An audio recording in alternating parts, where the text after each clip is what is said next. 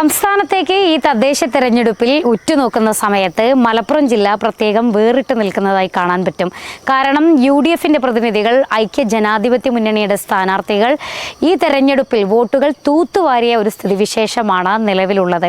അതേസമയം തന്നെ പരപ്പനങ്ങാടി നഗരസഭയിലേക്ക് കടന്നു വരുമ്പോൾ 33 സീറ്റുകൾ ഉറപ്പിച്ചുകൊണ്ടാണ് 46-ൽ നിന്നും ഐക്യ ജനാധിപത്യ മുന്നണിയുടെ സ്ഥാനാർത്ഥികൾ മുൻപന്തിയിൽ ഭരണസമിതി ഉറപ്പിച്ചിട്ടുള്ളത്. ഓരോരുത്തരും ഒന്നിനൊന്ന് മെച്ചപ്പെട്ട പ്രതിനിധികളാണ്. അതോടൊപ്പം തന്നെ ഓരോ പ്രതിനിധികളും മുന്നോട്ട് വെക്കുന്ന ആശയങ്ങളും ഏറെ വ്യത്യസ്തമാണ്. നാടിനെ ഏറ്റവും മാതൃകയാകുന്ന പൊതുജനങ്ങൾക്ക് ഏറ്റവും സഹായകമാകുന്ന ലക്ഷ്യത്തോടു കൂടിയാണ് ഭരണസമിതിയിലേക്ക് UDFന്റെ പ്രതിനിധികൾ എത്തുന്നത്.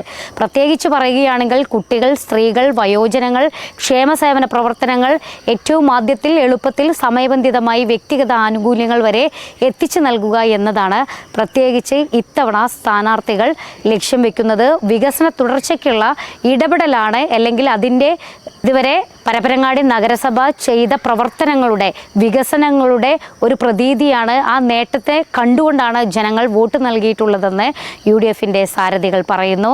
അതേസമയം തന്നെ വികസന തുടർച്ചയ്ക്ക് വേണ്ടി അഹോരാത്രം പ്രയത്നിക്കുമെന്നും അതിനു വേണ്ടിയിട്ടുള്ള ഇടപെടൽ ഉണ്ടാകുമെന്നും സ്ഥാനാർത്ഥികൾ പങ്കുവയ്ക്കുന്നു.